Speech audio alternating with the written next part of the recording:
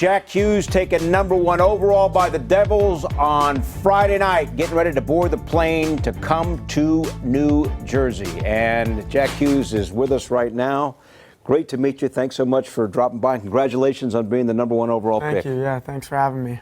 This is something that I'm sure, because you had been a top player at your age for several years. So I imagine you probably had been, when they say you dream about a moment like this, I imagine you were probably trying to visualize it for a while. Yeah, I think when you're a young kid, you dream of it your whole life. Everything you work for is kind of leading up to the draft, playing in the NHL. And for me, I dreamed of that moment, thought about it every time I closed my eyes this year, and then once it happens, it's completely different. The emotions you have once you get your name picked, it's a feeling second to none. You can't even put it into words. There's the moment. Hugging your brothers there. Yeah, I was so fired up then. Now, what's interesting is you expect it to happen, I'm sure, but then the reality hits. And how is the reality different from the expectation? Yeah, like I said, you dream of it. I think it was the same for Zion when he got picked. He was the clear-cut #1. He got drafted, and you just saw all the emotions pour out, even when he knew it. So, for me, just working all those years leading up to that moment, so many emotions go into play there, and you're just so excited. I have to ask this question because, like I said, you've been a top player at your level for several years. When you reach that moment where you understand how good you are, you get a lot of people that target you, right?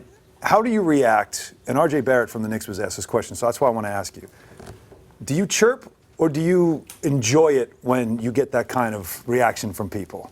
What do you mean, like a negative or positive? Well, I mean when chirp, you know what I mean. Yeah, You were a target. Once you become that good, you become a target, and it's how people handle it. And I wondered, does that fuel you? Do you love that? How do you react to stuff like that? Yeah, I think as a player you gotta love it. Because if you're soft, if you have weak skin, you gotta be hard and mentally prepared for that. So for me, you kind of say that's something that motivates you, but you'd rather have guys talking nicely about you than bad. But that comes along with it. I'm ready for it, and it's kind of funny to see. Yeah, I bet it is. I don't know if you're aware of the reaction that the Devils fan base had when you were picked on Friday night, but this is outside the Rock, and the announcement comes out that they picked you, and I think the fans a little bit excited there, Jack, huh? Yeah, you see the jersey there. That was the only thing there, because I think I'm not going with 43.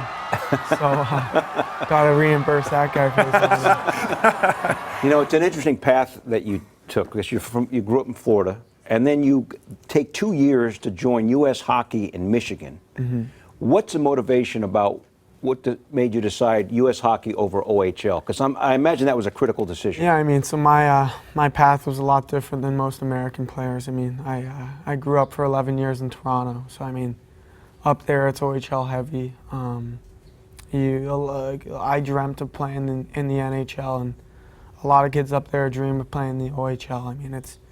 They're really high on the OHL up there, so that was for me a huge decision as a 15-year-old not to go there and go to the program. So I think the program's an unbelievable spot. The man I became out of it and the player I became, my game just went through the roof, and then obviously I gained lifelong friends from the program. We had such a good team. Our coaches did such a good job with us.